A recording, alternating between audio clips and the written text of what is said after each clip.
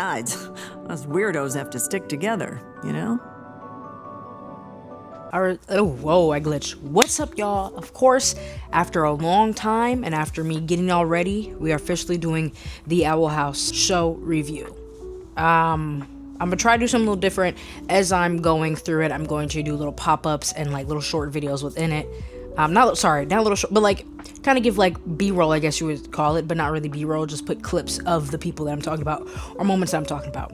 But before, also reminder, I say this in every beginning video that I'm doing a review, whether it's show review, book review, whatever it is. Sometimes I'm gonna be looking off screen because I have a script. If I don't read off a script, well, you know, it might not be a great video because I'm gonna be going off tangents. But I'm gonna give you a reason as to why I chose to talk about the Owl House, and then I'll give you my review. So for me, the Owl House, it was a very random reason as to why I got into it. So I was sick and I stayed home and I was bored. I was like sick, like to the point where like sweating, all that. So I literally just stayed in my room all the time. And this is when we still had cable. So I put on cable and I was like, wait a minute, there's this new show on here I haven't seen. I might as well watch the first episode. Watched the first episode, fell in love with it. Now, mind you, this is like when I think only the first 2 episodes were out for the whole series. And I was like, wow, this is really good. I fell in love with it. And ever since I started watching it. But for me, the reason why the Owl House plays a big role is that the representation in it is absolutely amazing. I think that it's the best way to present a queer relationship, as in like for a kid show. But yeah, also the non-binary representation was crazy. Like just all the representation in it, which I love Dana Terrence. I think that she does a great job in everything that she does, by making it natural. Like it's not like a big factor of the storyline. It's not the big trope of the story. Like, oh my God, you go by they, them? Huh? Who's they? Or like, oh my God, you're with another person and you're a girl and you're with a girl. Oh my gosh. It's just not like that. It's so natural and simple, which how it should be in life in general.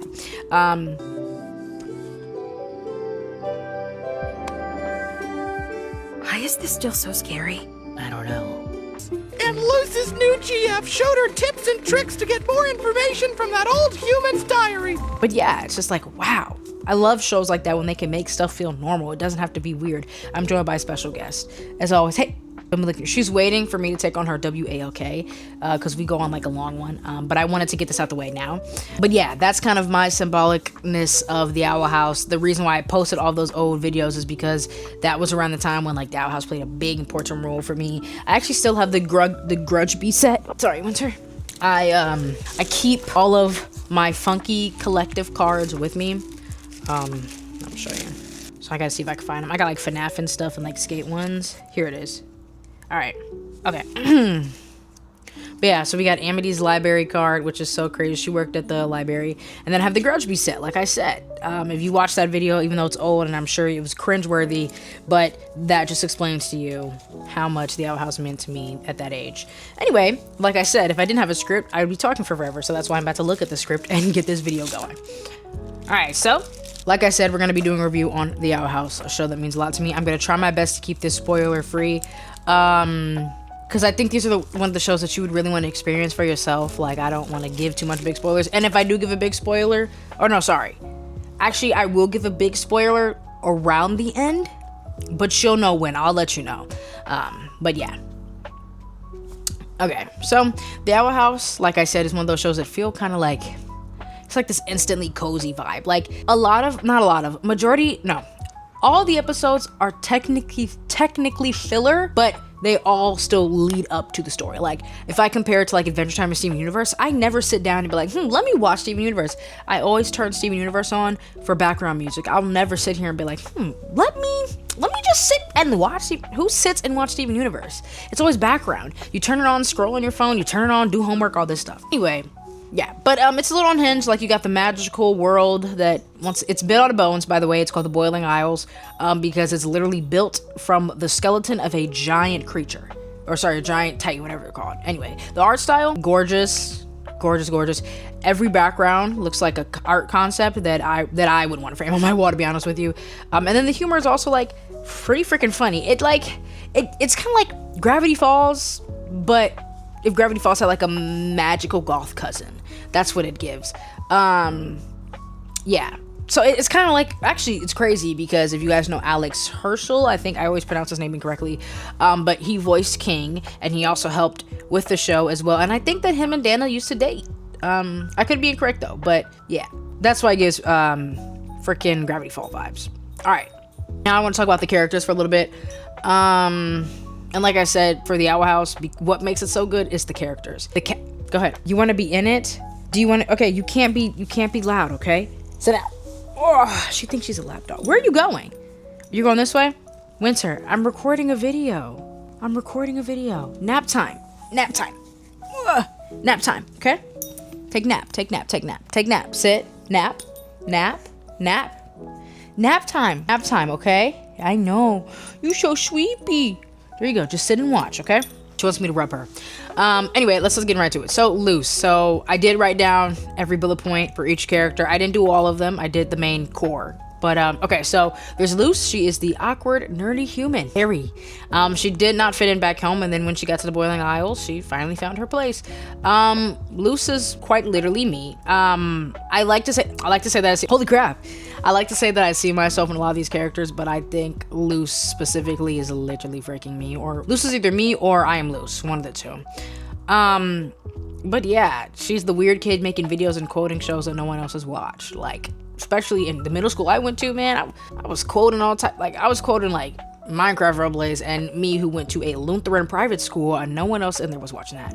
Okay, then we have Ida, who is an interesting person. Also, her voice actor voices BoJack Horseman's mother, and so many other things, but I recognize her specifically as BoJack Horseman's mother.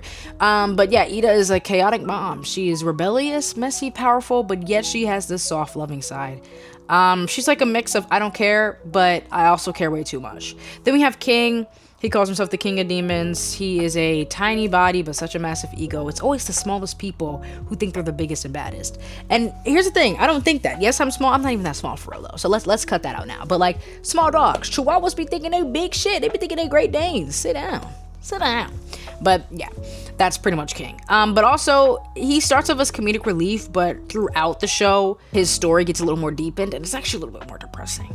It's really depressing, actually. Okay, so then Amity. Obviously, Amity starts off with the mean girl. You hate her. The first episode, you're like, ugh. But then you get like, wait a minute. And then the Grom episode, I said, oh my God. I'm telling y'all, if I could tell y'all how I was when I said, I was in my freaking seat. Like, I'm taking my socks off. I was in my seat and I was like, wait a minute. Like, oh my God. I feel like this is why I wish that I could sometimes go back and rewatch shows for the first time. But I literally was like, oh my God. She was trying to anyway, yeah.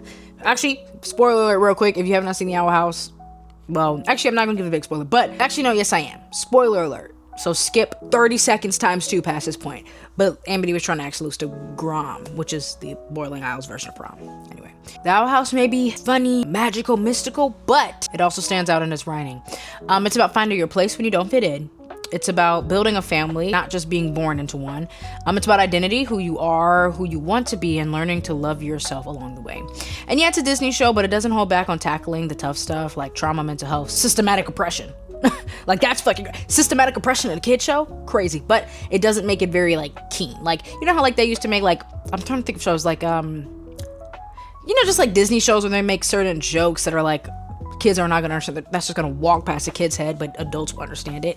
It's kind of like that. So yes, there's systematic oppression. It's surprisingly mature, but without losing that magical vibe like I was just saying. Yeah, I mean, just what makes it special is that as a kid you can watch it and enjoy it, but also as a teen and adult you can enjoy it as well, but also hit a little deeper. But yeah, so here's the spoiler warning that I was talking about. So if you haven't finished it, or if you planned on watching it, you can skip to the end actually. But so the ending, it's really crazy. Disney did shorten it, which I was devastated, but I think a lot of people were mad that Disney shortened it, but at least Disney didn't completely cancel it. Like, the whole thing, Disney was just going to cancel it completely, but they gave Dana the opportunity to wrap up the story in 3 episodes in the season 3, which sucked because I think that there was so much that was skipped over within it, but yeah. But yeah, the pacing, it was just a lot, but you really felt it. It still made it feel good. There was character arcs, big conflicts, revolution, all crammed into less than the time that it needed more time than that, but she still did it good. Yeah, they still stuck the landing though. Like, even though it was shortened, it still was great. The finale was emotional, it was heartfelt, and it's true to what the show was from the start. It was family, identity, and growth.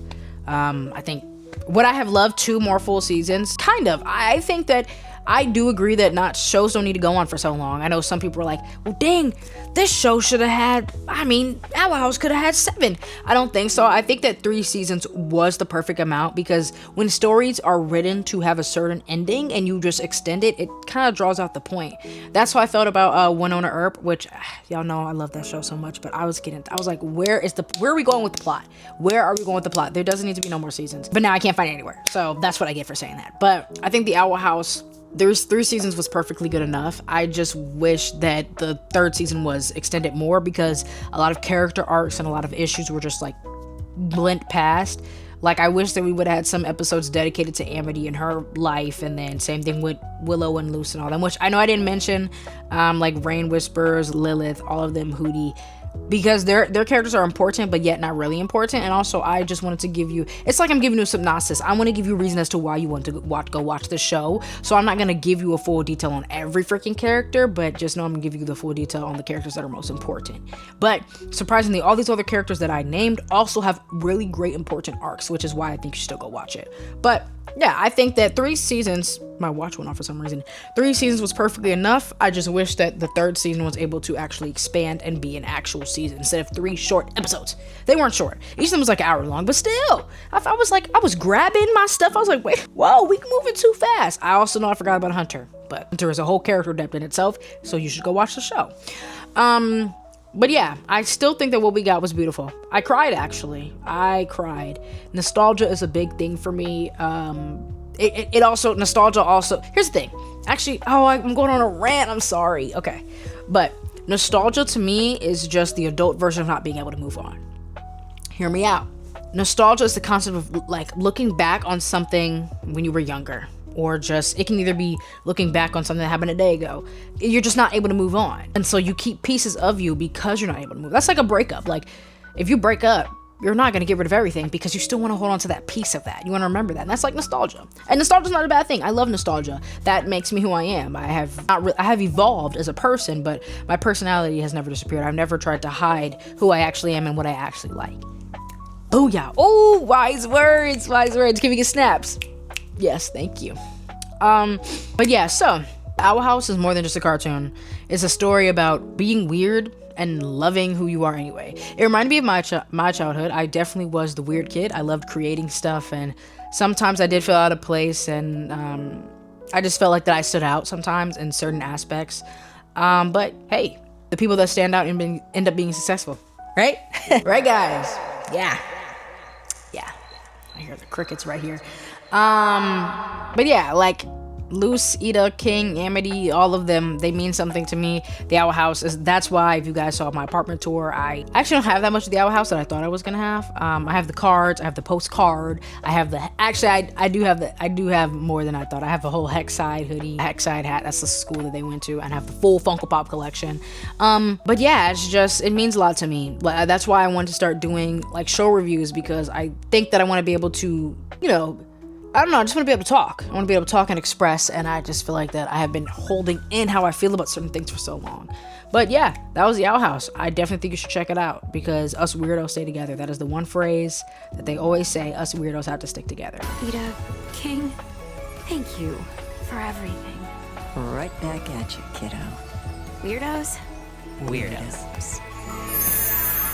So, and I agree with that. We're all weirdos though, so all of us need to stick together. That's pretty much what it's saying. But yeah, thank you guys so much. Thank you guys so much for watching this video, and I will see you guys in the next one. Bye. It's my happy day, I want to sing it all the day. My best friends are always with me. We sing, we dance, we laugh, we are happy ever.